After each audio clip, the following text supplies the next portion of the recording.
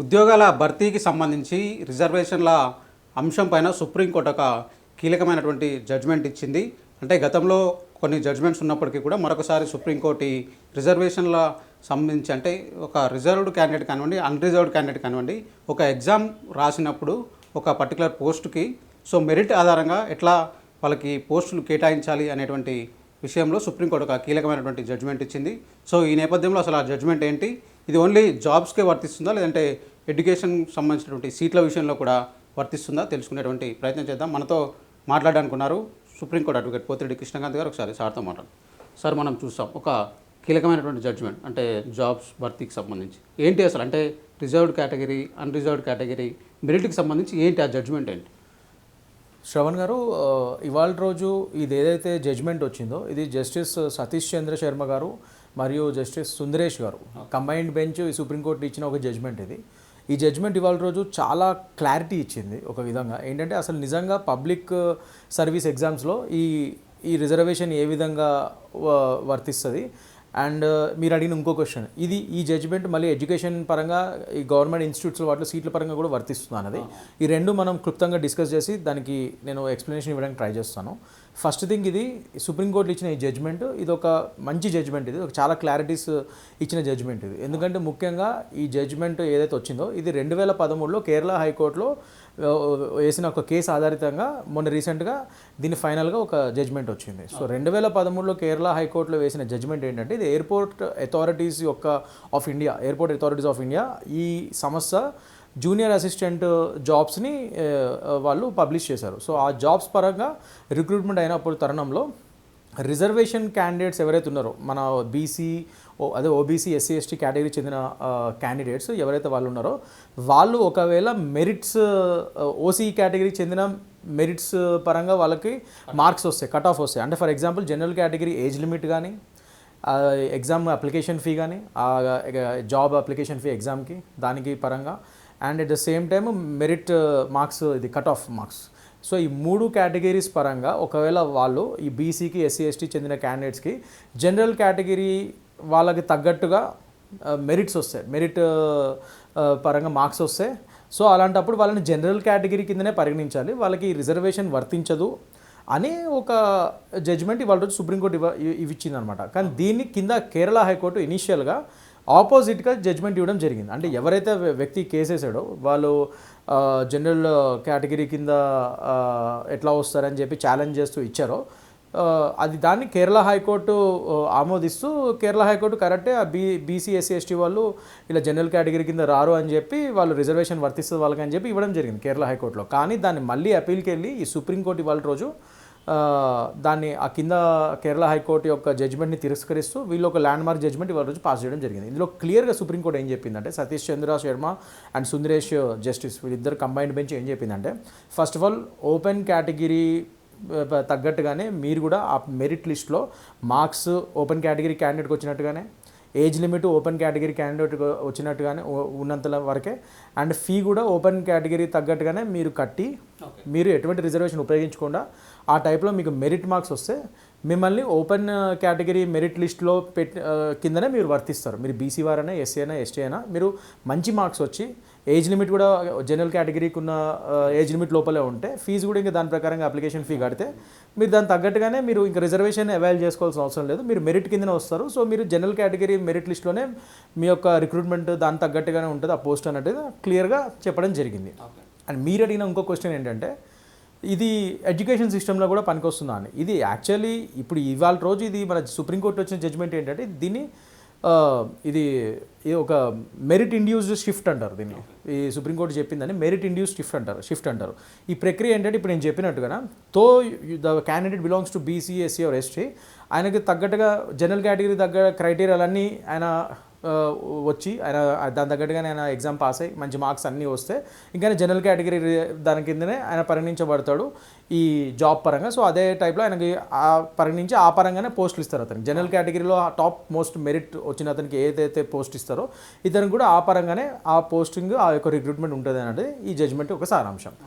Education పరంగా ఏంటంటే మనకి గతంలో కూడా సౌరవ్ యాదవ్ కేసులో కూడా సుప్రీంకోర్టు ఇలాంటి తీర్పు ఇచ్చింది. ఎడ్యుకేషన్ పరంగా కూడా ఏంటంటే ఇక్కడ మనం రెండు థింగ్స్ని పెట్టుకోవాలి, దృష్టిలో పెట్టుకోవాలి. ఒకటి ఆర్టికల్ 14 అండ్ ఆర్టికల్ 16.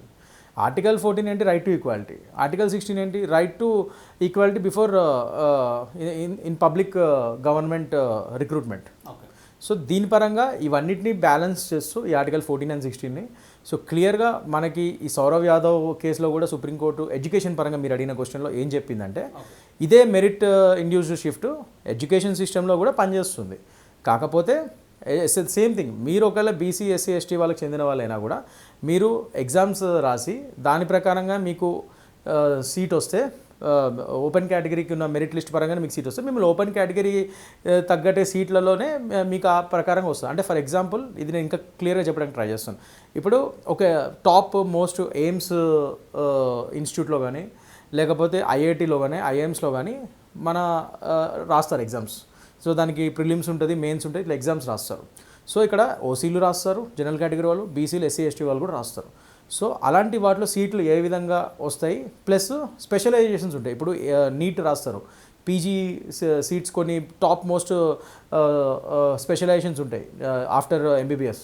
సో అందులో సీట్స్ ఓన్లీ మెరిట్ వాళ్ళకి వస్తాయి. సో ఇలాంటి వాటిలో ఎలా డివైడ్ చేస్తారు అన్న దాని మీద ఫర్ ఎగ్జాంపుల్ ఈ సౌరవ్ యాదవ్ జడ్జ్మెంట్ క్లియర్గా చెప్తుంది. అందులో ఏం చెప్తుందంటే ఇప్పుడు మీరు సేమ్ థింగ్, మళ్ళీ మీరు బీసీ ఎస్సీ ఎస్టీ వారైనా కూడా మీరు మెరిట్ లిస్ట్ ఒక ఓపెన్ కేటగిరీకి చెందిన వ్యక్తి పరంగా ఎలా అయితే మంచి మార్క్స్ వస్తాయో అలానే మీరు ఎటువంటి మినిమం కట్ ఆఫ్ మార్క్స్, ఎందుకంటే మనకు తెలుసు బీసీ ఎస్సీ ఎస్టీ వాళ్ళ కట్ ఆఫ్ మార్క్స్ వేరే ఉంటాయి, ఓసీ వాళ్ళకి ఇంకా హై ఉంటాయి అది కట్ ఆఫ్ మార్క్స్. సో మీరు మెరిట్ పరంగా అంతే అత్యధికమైన మార్క్స్ తెచ్చుకొని మంచి మార్క్స్ వచ్చి మీరు జనరల్ కేటగిరీ క్యాండిడేట్కి తగ్గట్టుగా ధీటుగానే మీరు కూడా తెచ్చుకుంటే మీకు అప్పుడు సీట్ ఏదైతే ఈ టాప్ క్లాస్ స్పెషలైజేషన్స్ ఏదైతే మెరిట్ మీద వస్తాయో అవన్నిటికీ మీరు అర్హులవుతారు.